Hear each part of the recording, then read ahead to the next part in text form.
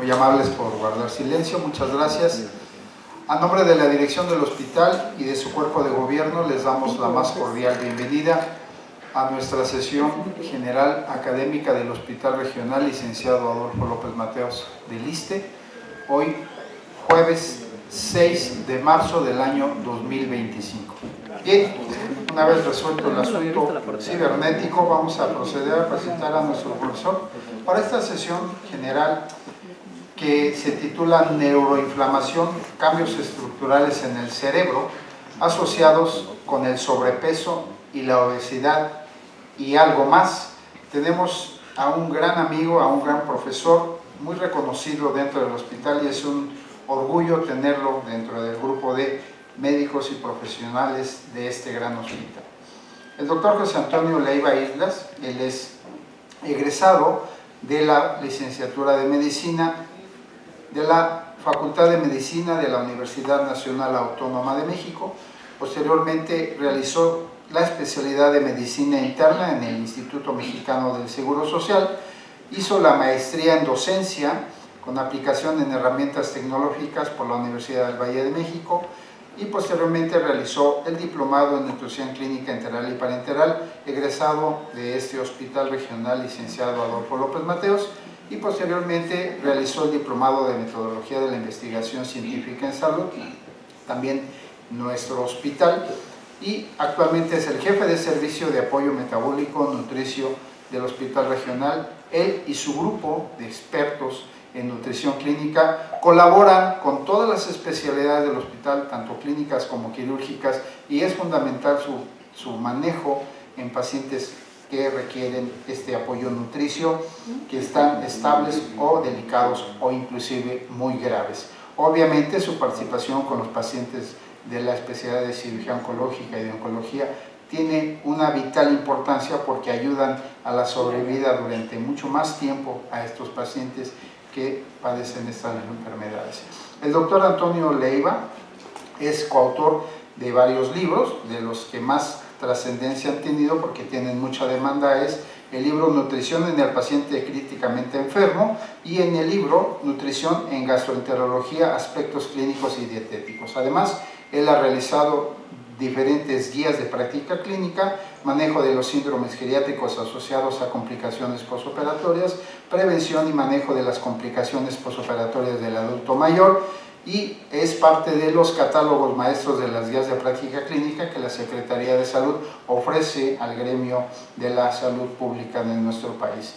Él ha realizado diferentes publicaciones en artículos en revistas nacionales e internacionales indexadas, y tiene yo le admiro mucho su tenacidad de la actualización.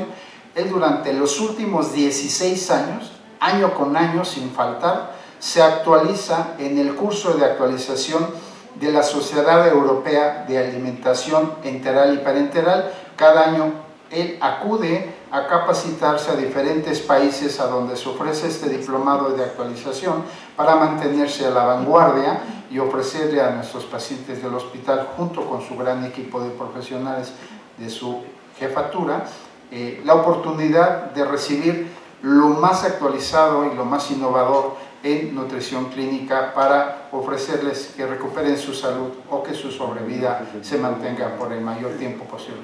Por eso, para la dirección del hospital y la coordinación de enseñanza e investigación, es un gusto contar con profesionales como el doctor José Antonio Leiva Islas, que hoy nos va seguramente a sorprender con este tema de vanguardia. Toño. Muchísimas gracias. Amigo, gracias.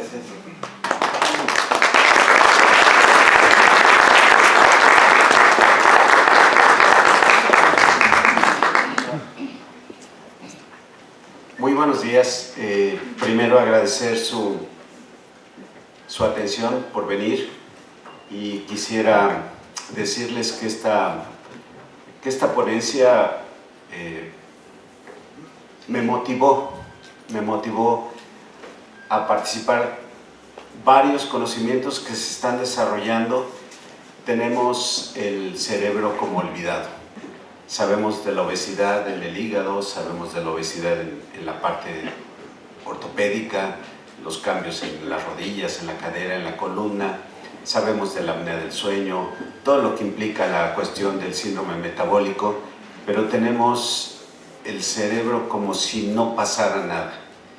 Y de los últimos 5 o 7 años ha tomado una relevancia todos los cambios que están pasando en el cerebro como consecuencia de la obesidad. Y entonces, en ese contexto, quisiera participar y participarles a ustedes estos hallazgos, estas situaciones, en el contexto de que los reflexionen en su día a día. Es impresionante los cambios que tiene México en relación a la obesidad. En un momento más les voy a dar pues las cifras que seguramente ustedes ya conocen. Y yo digo, y lo van a ver ahorita con esta situación, México es un país enfermo. Lo voy a volver a decir. México es un país con muchos de su población enferma. Esto es terrible porque no nos va a alcanzar la infraestructura de ningún hospital ni de salud para poder atender a todos estos pacientes que van a tener esos problemas y sobre todo a ustedes que les va a tocar toda esta carga ya. Entonces, sin más preámbulo, y decirles que esta semana es la semana de obesidad a nivel nacional y a nivel mundial. En ese contexto se enmarcó esta plática. Esto es lo que vamos a tratar de revisar. La situación en México muy rápido, generalidades, obesidad, depresión, Alzheimer, neuroinflamación. Trataré de explicarles con un gráfico lo que está pasando, porque a veces es un poco complejo entender tanta cosa, y la obesidad y un poco más. Entonces, sin más, vamos a empezar. Esto ya es bien sabido por ustedes. La población infantil ocupa el primer lugar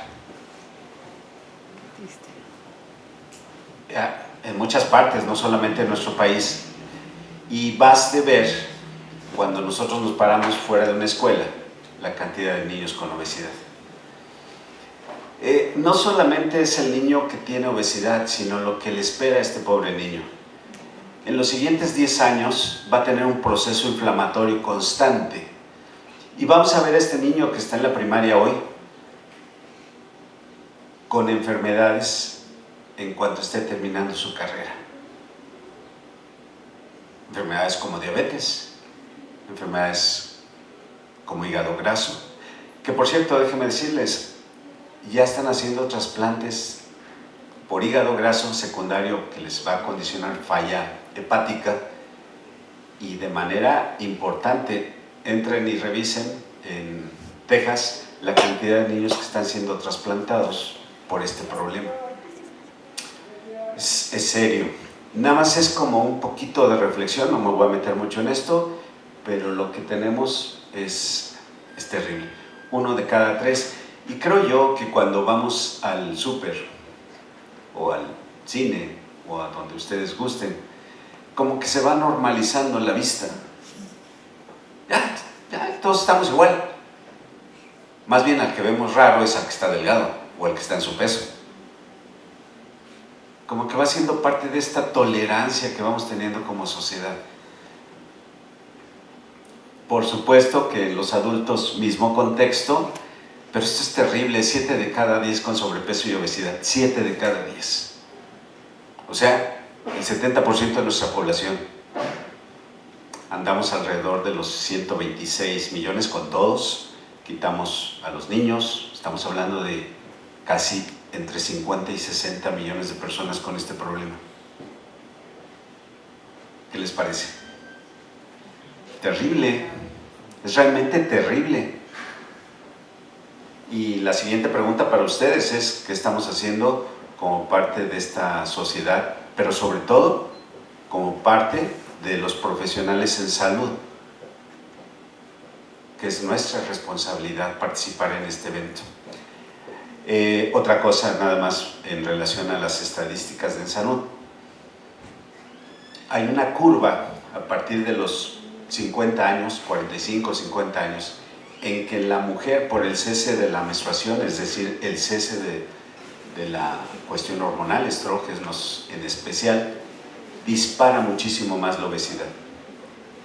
Piensen en sus familias, en su tía, en su prima, que están por arriba de 50 años, incluso en su mamá. En ese momento entran como grupo número 1 de obesidad, y esto conlleva el riesgo, que ya lo sabemos, de hipertensión, sobre todo, diabetes y lo que es consecuencia de esto. Añadido, por supuesto, a todos los síntomas de la menopausia. Y es un grupo que no le ponemos mucha atención, lo tenemos olvidado, porque la mujer en México es la última que se queja. Sus mamás siempre, primero están los hijos y después ellas. Esto mismo que está aquí de salud en relación a las enfermedades crónicas, hipertensión, EPOC, enfermedad cardiovascular, diabetes, etc. Y he puesto en azul unas que nos están aquejando y tal vez no las tenemos tan relacionadas con el proceso de sobrepeso y obesidad. Entre ellas, ya les comenté, hígado graso, que es la afectación más importante que tenemos del hígado hoy. Y cuando vemos un paciente con obesidad no lo pensamos. No les echamos una vista a sus transaminasas ni a su gamma glutamil transpeptidasa, pasa desapercibido y con el tiempo nos van a hacer falla hepática. Y 1 de cada 10 que tiene hígado graso nos va a fallar, insuficiencia hepática, y nos puede llegar a hepatocarcinoma. 1 de cada 10. La apnea del sueño, nadie se da cuenta, nada más dicen roncan mucho. Y toda la alteración que tiene el sueño con las cuestiones hormonales. El incremento del apetito. El cansancio en el día a día, en el que en una sesión nos dormimos porque no hemos descansado bien, o cuando estamos platicando con otra persona, de momento cabeceamos. Es importante la cantidad de personas que ya tienen o tenemos apnea del sueño. La dislipidemia. Bueno, México no tiene hipercolesterolemia como número 1, pero sí tiene hipertrigliceridemia. Impresionante, es 360 por ahí, así. Y eso hace que su sangre sea más lenta, se les empiezan a dormir las manos, empiezan a tener dolores de cabeza, y todo por la densidad que tienen en la sangre. Nos vienen a ver por eso. Y déjenme decirles, ¿de dónde creen que vienen? De los azúcares. Y tenemos una ingesta altísima de azúcares. Y por supuesto el tema que dice el doctor Nava muy coloquialmente, las autoridades del hospital me invitaron, mis amigos me invitaron a dar esta plática y yo acepté con mucho gusto participar en este contexto de que le echemos un ojo al cerebro. Neuroinflamación. ¿Habían escuchado ya este término? ¿Alguien que diga que sí? Gracias, doctora Mejía. ¿Alguien más? 2. Gracias, doctora Adriana. ¿Alguien más? Es un tema realmente un tópico, una palabra nueva para nosotros. Bueno, voy a arrancar de esto y luego hacemos una pequeña revisión. Esta imagen les muestra ya en el contexto, sobre todo no tanto por tomografía sino por resonancia, que se ha documentado una reducción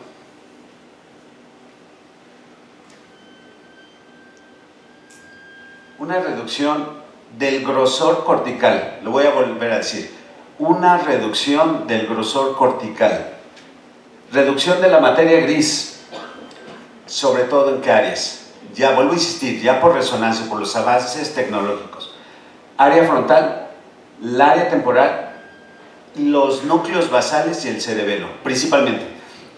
¿Qué dice esto? Lo siguiente, así de sencillo. Es el resultado de la pérdida de neuronas. Otra vez. Esto que estamos viendo es porque estamos perdiendo neuronas. Se está atrofiando el cerebro. Y cuando vemos las imágenes de tomografía, a veces vemos esta reducción tan importante ya en los pacientes mayores. Pero desde ahora lo estamos haciendo nosotros. Sí, desde hoy. Con lo que desayunamos. Y se los voy a enlazar. No solamente, no pensemos en el paciente mayor. Desde hoy. Entonces, no se les olvide esto, sobre todo núcleos basales, área frontal y cerebelo. Pérdida de tejido cerebral, neuronas. Es un recordatorio rápido, nada más para situarnos, dirían ustedes un refresh. Corteza prefrontal, lóbulo frontal, corteza motora, la somatosensorial, lóbulo parietal, lóbulo occipital, cerebro y temporal. Y vamos a esta zona. Bueno, generalidades de aquí. El cerebro pues no representa más que el 2% del peso corporal, pero esto es muy interesante. Lo tengo en otra diapositiva, pero recuérdenlo. El 20% del requerimiento energético lo ocupa el cerebro. 20%, a pesar de ese 2% de peso. Es nada, ¿no? Pero el 20% es muchísimo. Y va a trascender porque tienes que hacer procesos metabólicos. Muchos. Para una zona tan pequeña, digámoslo, en relación a todo lo demás. 20% está trabajando día a día en procesar. Demasiado. El 70% es agua. Si se deshidrata se pierden habilidades psicomotores e intelectuales, como cuando da el golpe de calor, que incluso se llegan a desmayar, pérdida del conocimiento o desorientación, etc. Funciones cognitivas, que son las áreas frontales, nada más para recordarlo, que es una de las que se va a afectar, el control del movimiento voluntario, razonamiento y socialización, es lo que nos permite relacionarnos con los demás, y no olviden la función de conocimiento cognitiva. En esta parte tenemos el procesamiento de temperatura, del tacto, del gusto y del movimiento en el lóbulo parietal, y esta parte del lóbulo temporal procesa los recuerdos, integra las sensaciones del oído, del tacto y del gusto, y el área occipital, la visión, ¿no? Recordamos esto, ya ustedes lo saben, 18, 19 y 20, las áreas de la visión se integran ahí, y solamente pesa en una persona de 70 kilos 1.4 kilos, 1,5 kilos. O sea, vuelvo a insistir, nada para el metabolismo tan intenso que tiene. Este es un corte, nada más recordar algunos detalles. El hipotálamo controla los procesos físicos automáticos, es el centro regulador del hambre y la saciedad. Por el tallo cerebral recibimos toda la información, como si fuéramos un carro, de los sensores que tenemos en el abdomen, en diferentes partes, la insulina, la grelina, leptina, somatostatina, etc. Todas entran por ahí. Y el cerebelo, y bueno, vamos a esta otra parte. Esto es lo que técnicamente más se atrofia. Una zona que incluso para mí estaba como olvidada, que son los ganglios basales. Es una zona donde está un cúmulo de neuronas, más neuronas reunidas, están con como un centro de distribución, como un CPU, ahí están todas. Y vean ustedes, en esta área, todo esto son los ganglios basales. El núcleo caudado, que es todo esto, con el cuerpo, la cabeza, el cuerpo y la cola. La última parte, que es lo que conocemos como la amígdala. En esta zona, abajito, aquí abajito del tálamo y de la hipófisis, está la sustancia negra, está este núcleo subtalámico, obviamente abajo de, y el núcleo accumbens, el núcleo lenticular que está formado por el putamen y el globo pálido.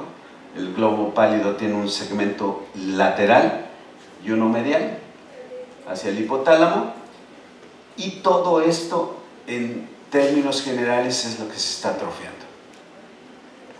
¿Por qué? Pues porque es donde hay un cúmulo de neuronas, o sea, tiene un sentido.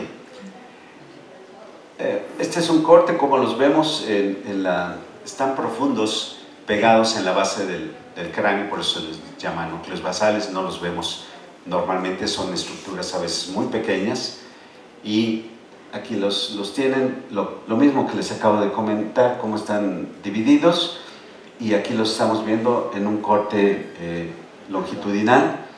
Este es el corte sagital, nada más para que los ubiquen. Entonces la idea es una zona muy importante por toda la información que procesa. Y esta imagen que se las puse aquí en especial, que por cierto ya empezó Semana Santa ayer, los jinetes del apocalipsis. Ahora se los pongo en otro contexto. Obesidad y neuroinflamación. Primero, la enfermedad de Alzheimer.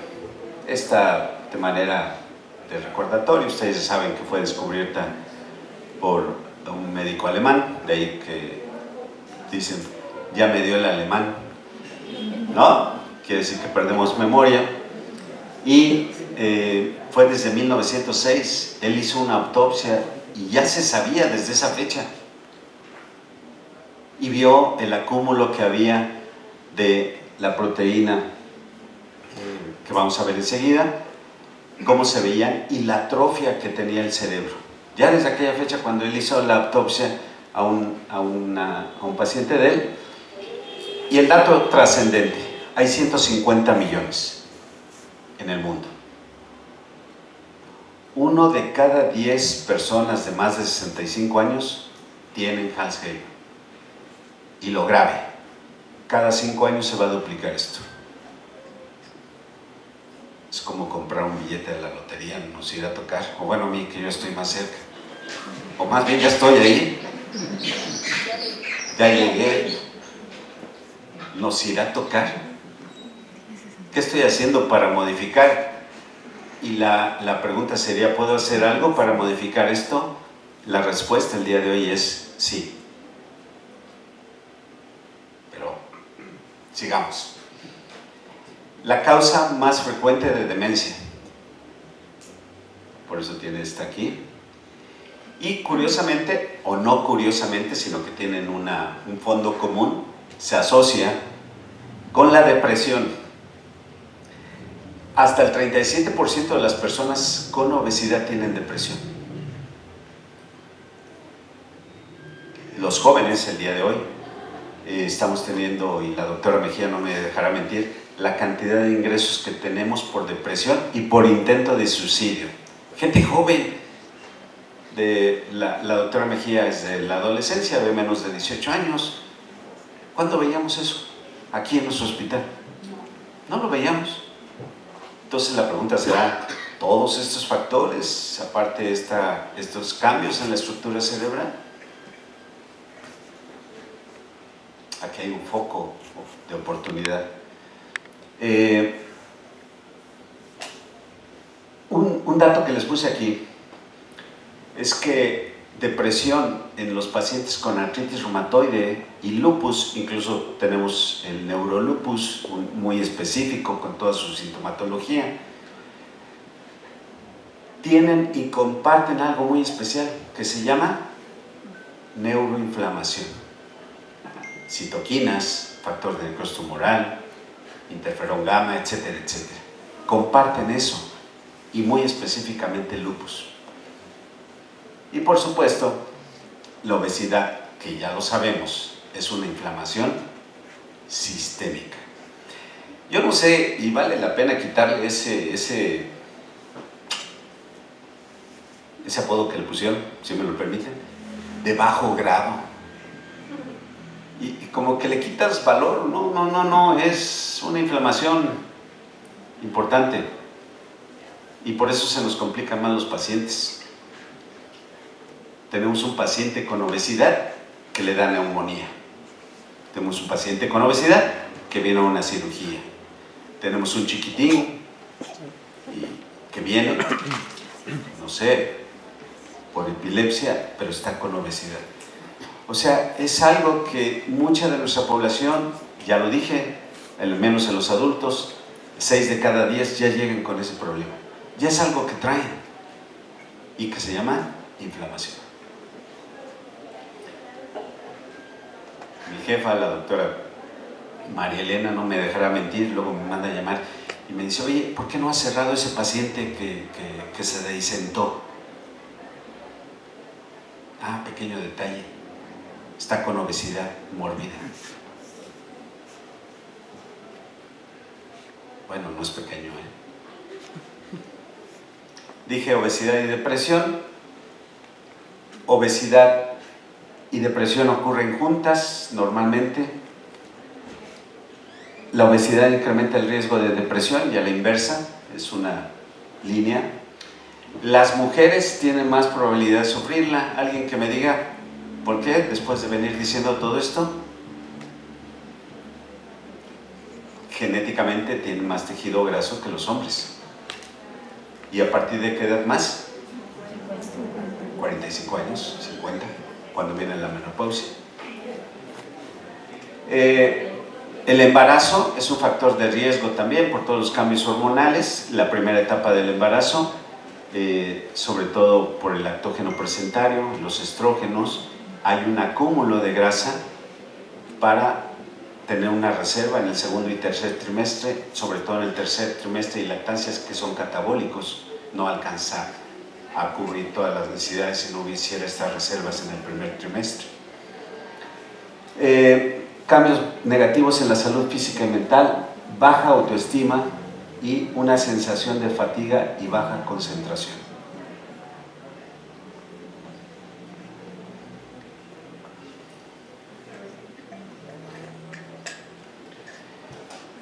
Me voy a ir un poquito más rápido porque quiero llegar a la siguiente diapositiva, que es, creo, la fundamental.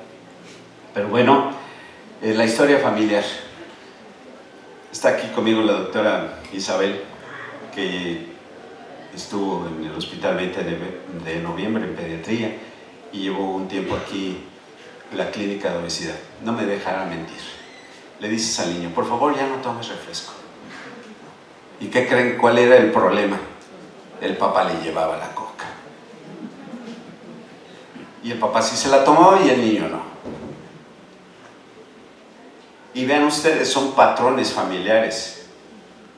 Cuando el papá y la mamá son obesos, el chico tiene 50% de posibilidades de ser obeso, nada más por estar en esa familia. Ahí se las dejo. Obviamente lo que te venimos diciendo, citoquinas, leptina, etcétera, etcétera, el estrés crónico, cortisol. Mis queridos amigos, ¿cuántos llegaron corriendo el día de hoy? Levanten la mano, sin pena, hombre. Gracias. Porque si no, no checan y les hacen descuento, ¿no? O el doctor Nava les pone falta, ¿no? Eso implica aumento en la secreción de cortisol, el estrés diario, el tráfico, el smog. ¿Y qué creen? El cortisol es la principal hormona que va a hacer que tengas menos masa muscular. El tener una vida con estrés. Mi doctora, que tiene que firmar 50 notas diarias y la presiona el doctor y no acaba y viene otro y otro, eso es estrés. 50 fueron pocas, ¿verdad, doctora Xochitl? Más, ¿verdad? Eso es estrés. Tienes examen pasado mañana. La cantidad de pacientes que vemos, enfermería, no vino mi compañera y me tocan más pacientes. Eso es estrés. Nada más por eso van a tener menos masa muscular. y si le suman que no desayunan bien, diría mi santa abuelita, están jodidos. Sí, así decía. Ya les comenté un poquitito las alteraciones del sueño, grelina, carbohidratos, etcétera, etcétera, la vía simpática, la parte emocional y una dieta alta en hidratos de carbono. Me voy a referir muy rápido. Ahora ya está teniendo un nuevo concepto la dieta de recompensa y todo a nivel cerebral, central. Cuando yo estoy con mucho estrés, necesito algo que me compense y voy a secretar algunas hormonas acá arriba, dopamina, serotonina. ¿Con qué creen? Con azúcares, sobre todo simples. Entonces piensen un momento, ¿qué se les antoja? Unas galletitas Oreo, no sé, unas donas, no sé, un jugo, no, pero de este tamaño, aquí afuera, un chocolate tal vez, sobre todo los cambios hormonales de la mujer, cíclicos, por eso les encantan los chocolates por el triptofano, no sé, otra cosa. ¿Cuál? No. Pastel. Ah, el pastel, por supuesto. Y como dice, y el cerebro se va acostumbrando a esa recompensa, se va adaptando y va teniendo esas sustancias, es droga. El azúcar es una droga. Entonces me voy adaptando a ella y quiero más. Y entonces el día de hoy digo, ay, pobrecito de mí, me hicieron sufrir. Se pasan conmigo. Creo que me merezco un pedacito de pastel. No, es en serio, no se rían. Y entonces en lugar, ya se lo come uno chiquito, pero dice uno, ay no, sí se pasaron mucho. Sí se ensañó conmigo. ¿Y qué creo? Le dan más y terminan más. Lo grave de todo esto que nos dura 4 horas es eso. Y volvemos a repetir. Ustedes abran el cajón de alguien, su bolsa, su bata, y revisen si traen chocolates, gomitas, donas, churros, todo esto. Se llama alimentación de recompensa y piensen ustedes si no traen mucho estrés, si no están haciéndose drogodependientes de azúcar. Ese es un mensaje clave para ustedes, la dependencia. Ok, ya no me voy a detener porque si no, no me va a dar tiempo. Me voy a detener en esta. Creo que es lo fundamental de la plática, entender cómo pasa esto de la neurodegeneración, del concepto de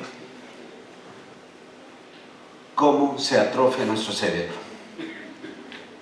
Aquí tomé algunas cosas de este dibujo básico y metí muchas más, a ver si no sale muy complicado.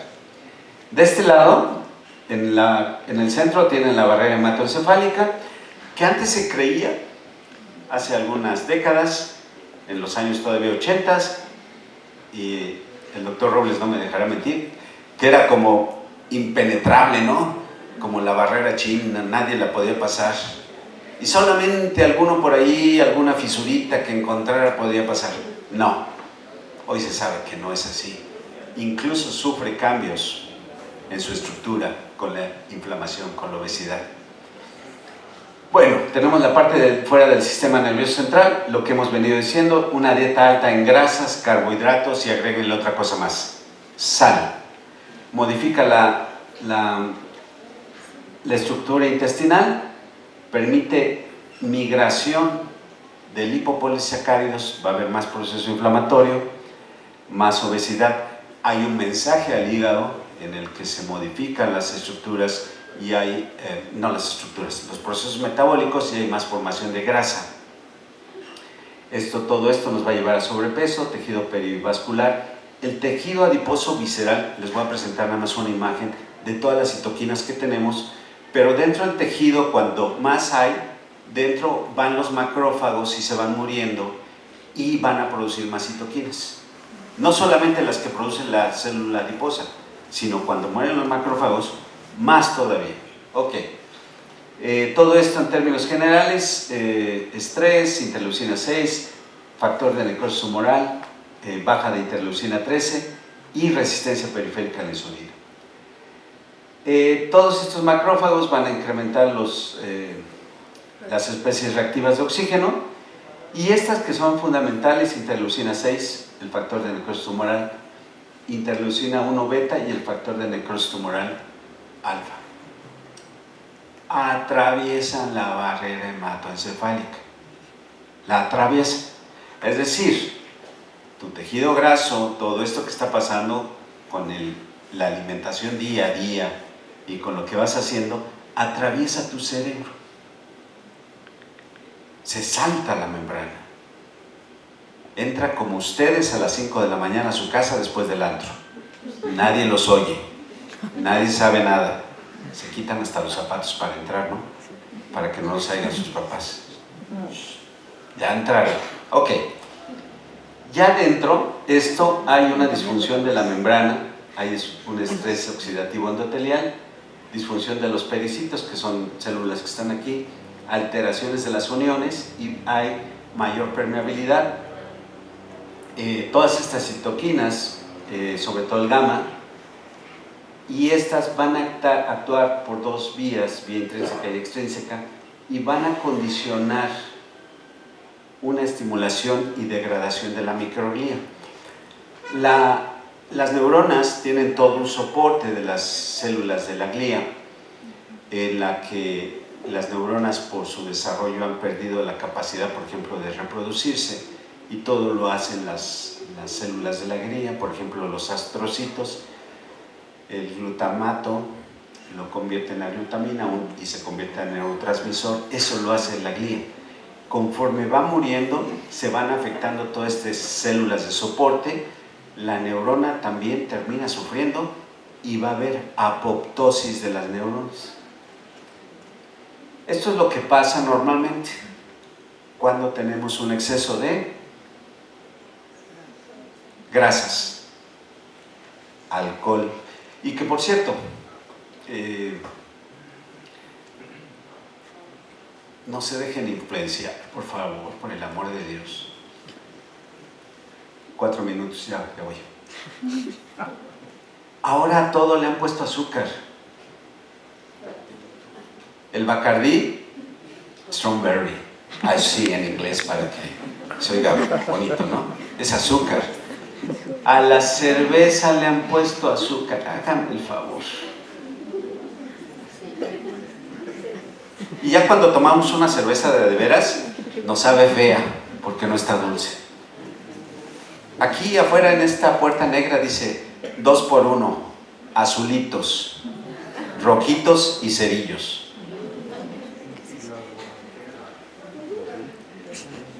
Todo va dulce. El alcohol ahora es dulce. Nos están adaptando a lo dulce. Dos maneras de manipularnos es a través de lo dulce y lo salado. Entre más dulce, más queremos. Entre más sal, más queremos. Y la lengua no detecta las grasas, no tenemos sensores para grasas. Y el cerebro lo detecta como algo rico. Nos encanta la grasa. Te están manipulando. Sí. ¿A ti? A ti que me estás escuchando, te están manipulando. Están abusando de ti. Como diría el Chapulín Colorado, se aprovechan de mi nobleza. Por favor, tengan cuidado con la educación que le están dando. Esto rápido, acuérdense que en el COVID pasó algo semejante por destrucción. Perdimos hasta el 2% de la materia gris, es un factor de riesgo. Los ultraprocesados nos hacen comer. Fíjense, este dato lo acabamos de aprender en esta conferencia que tuvimos el día de antier en el Instituto de Salud Pública. 500 calorías diarias. Es decir, si tú debes de comer 1800, 2000, con los ultraprocesados estás comiendo 2500 calorías. Y eso se llama tejido graso. toda la lista. Por favor, revisen las etiquetas nutrimentales. Azúcares añadidos, ¿las revisan? ¿Y saben qué deben de hacer? Tírenlos. Todo lo que trae azúcar añadido es fructosa. Nada más para recordarlo, fructosa nos da más grasa, es muy adipogénico, el ciclo no se regula con fructosa, con glucosa sí, con fructosa no. Entonces, entre más fructosa comamos, más tenemos. Y el otro punto que ya también estamos viendo, que a veces la doctora Mejía nos manda a llamar, los chiquitines con ácido úrico, son dependientes de fructosa. Llámese, y lo voy a decir como tal, no me importa, no me pagan. Coca-Cola, Pepsi, Red Cola. ¿Qué refresco toman? Sprite. Ahora resulta que ninguno ve. ¿Qué sanos son ustedes? No, bueno. Todos los refrescos vienen endulzados con jarabe de maíz de alta fructosa. Llámese como se llame. ¿Sí? Por favor. No. Nada más les presento al tejido graso, más de 20 adipoquinas, en especial las que están en la parte superior izquierda de su pantalla, las interleucinas, y los que son problemas de resistencia a la insulina, estas de acá. La cantidad de sal que se come en México, vean dónde andamos, bastante por arriba. ¿Cómo funciona la grasa y el alcohol y todo esto? Hace que estas uniones queden, no están bien y pueden penetrar y hacen la translocación bacteriana, lipopolisacáridos, sobre todo las gram negativas, que son las que van y estimulan arriba. Aquí las tienen, esas grasas ya ahí funcionando,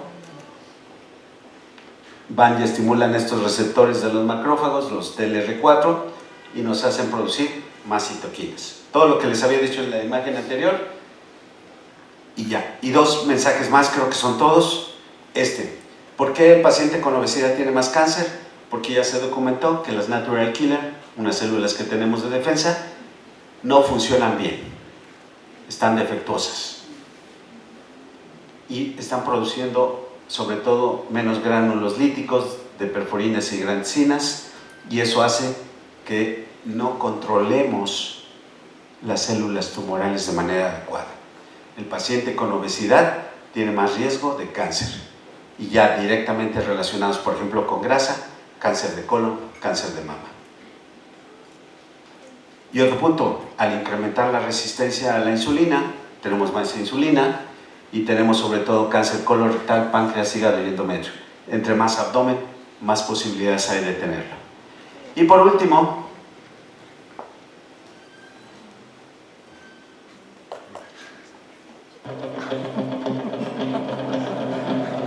hay que hacer ejercicio. Se pueden mover, no tengo problema.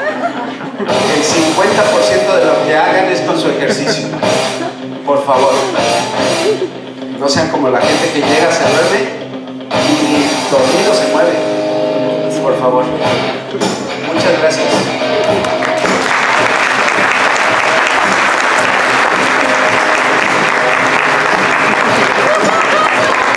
Imagínense corriendo ustedes así como el Rocky.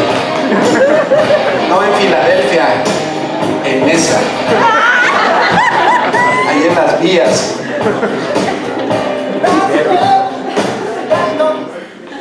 Muy bien, Toño, muchas gracias. Dame, por favor.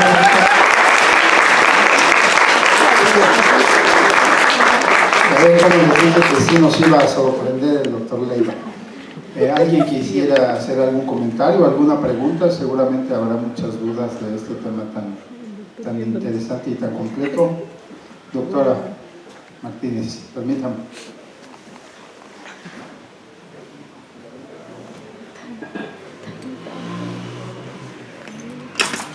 Buenos días a todos. Primero que nada, felicitarlo, doctor. Siempre es un gusto y aprendemos. Gracias.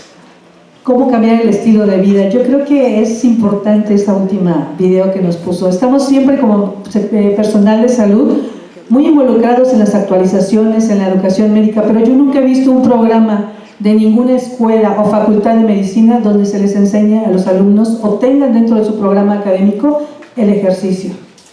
Y creo que eso tendría un impacto impresionante, porque si nosotros vemos nuestra población de estudiantes, más del 50% está con sobrepeso y esto será una tendencia de obesidad. Entonces yo creo que si tenemos aquí los viveros, esto va para las autoridades de enseñanza, deberíamos de tener un programa en el que los pacientes, en que los estudiantes puedan tener un espacio de esparcimiento y hacer ejercicio, no solamente de ejercicio mental en cuanto a lo académico, sino que de verdad se puedan mover. Pasan a veces más de 8 horas sentados y no mueven un solo dedo.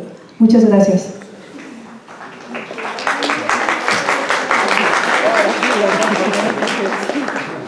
Creo que los residentes no pasan más de 8 horas sentados porque trabajan un montón, pero sí vamos a estimularlos. ¿Quién quiere más? Doctor Robles.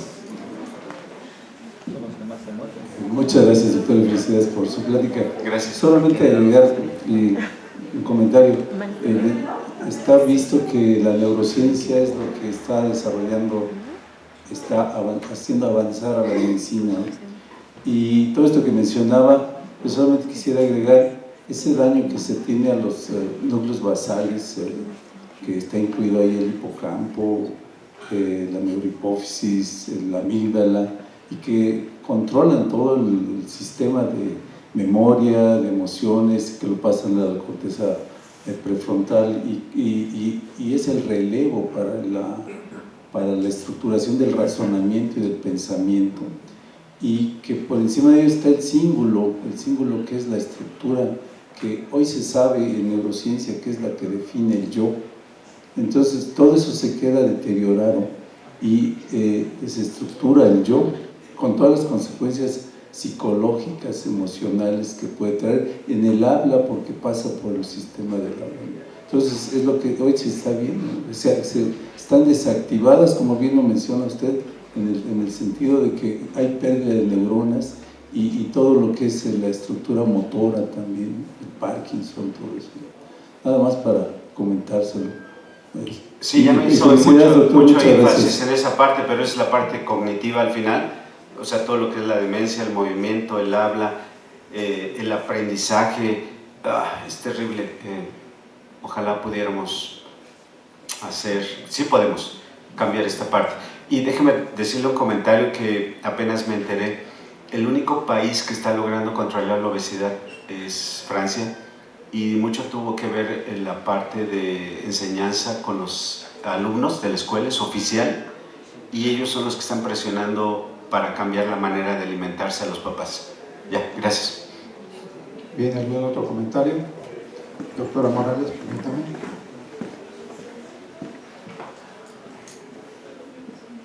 Buenos días a todos.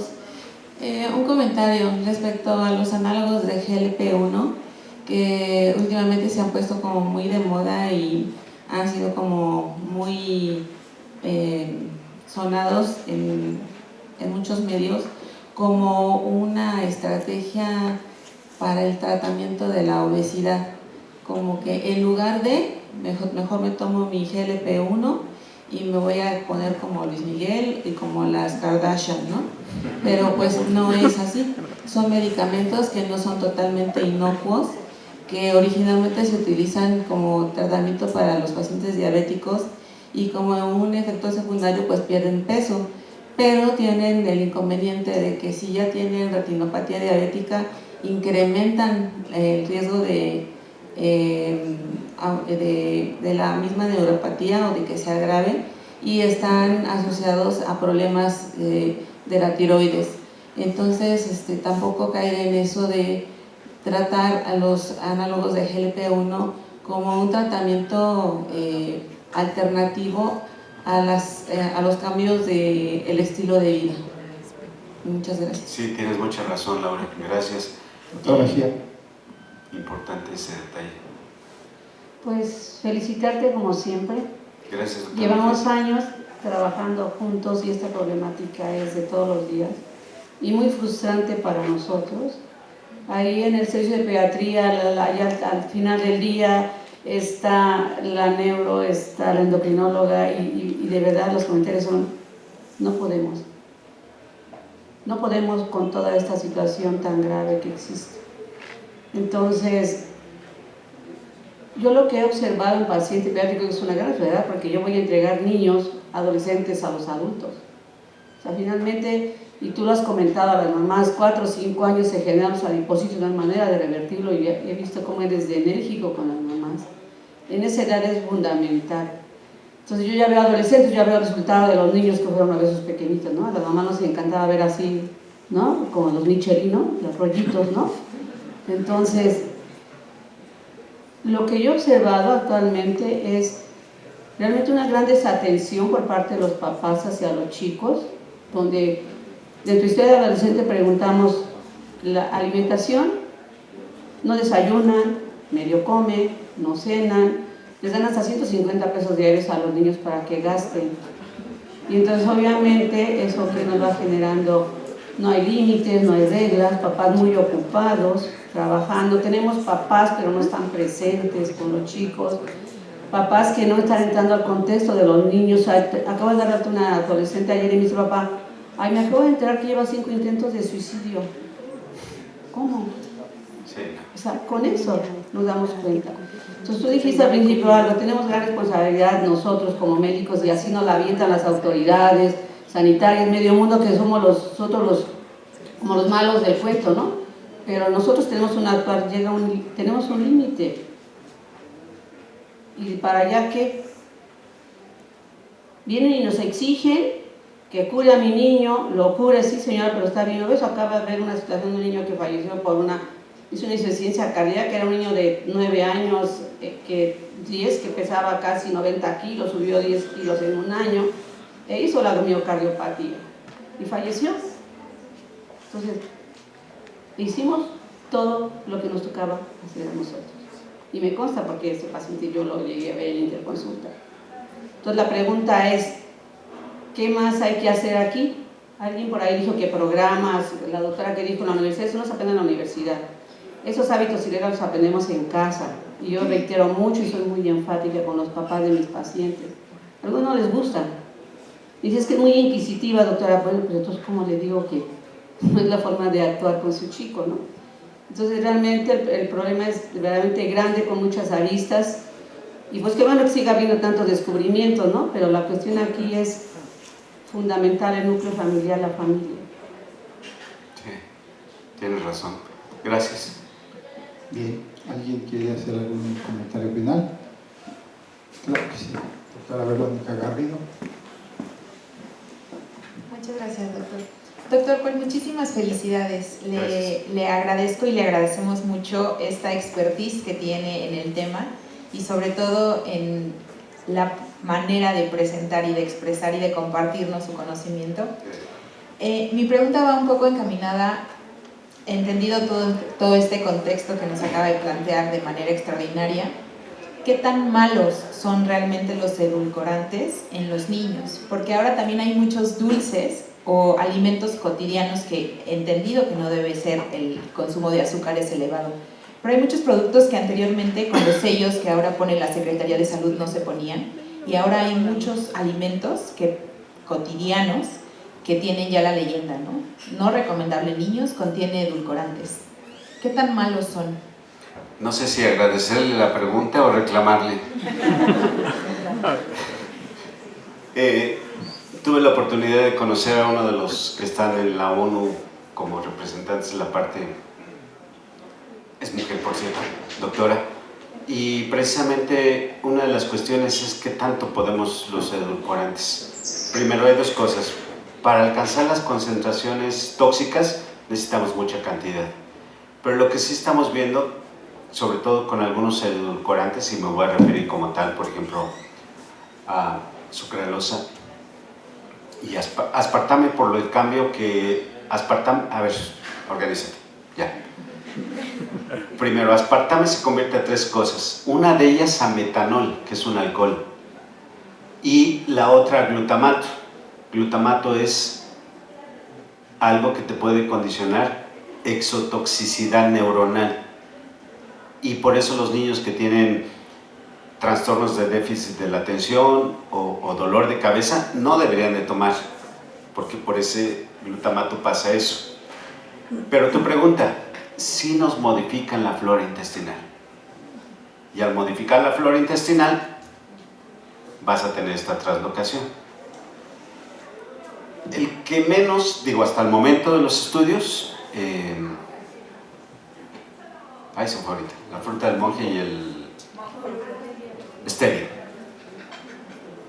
Sin embargo, hay que tomar esta situación, y yo, igual que tú me lo pregunté, dije, entonces, ¿qué les damos? ¿Se los permitimos o no? Porque tenemos un problema, lo dije bien, de dependencia al azúcar. Entonces, no sé, la doctora Isa, que ella es mucho de la parte de obesidad de los niños. Yo prefiero que no tomes azúcar, y tal vez eso en una condición, pero con una condición, que vayas adaptándolo a quitar el sabor dulce con el tiempo. Entonces, esa sería mi respuesta. Muy bien, pues realmente fue muy interesante esta gran conferencia, y a nombre de la dirección del hospital y de la coordinación de enseñanza le entregamos al doctor José Antonio Leiva Islas su reconocimiento por la sesión general académica. Gracias, señor.